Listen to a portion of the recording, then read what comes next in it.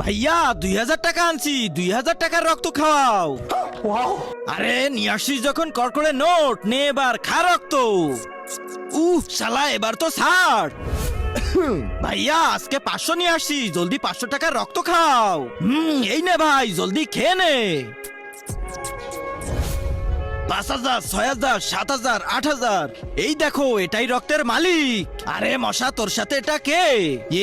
এও আজকে আমার সাথে রক্ত খাবে কেন? আরে মালিক, এর বোনের বিয়েতে বরপক্ষরা 1 লিটার রক্ত দাবি করছে।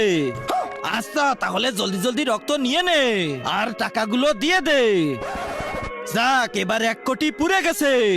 মালিক একটা কথা বলবো? হ্যাঁ বল। কোন মানুষেরা তো আমাদের তাদের আশেপাশে যেতেই দেয় না, আর আপনি এত ভালো মানুষ যে টাকার বদলে আমাদেরকে রক্ত খেতে দেন। আচ্ছা মশা ভাই, তাহলে আজকে তুমি একটা কথা শোনো। কিন্তু তার আগে তোমার কাছে কোনটা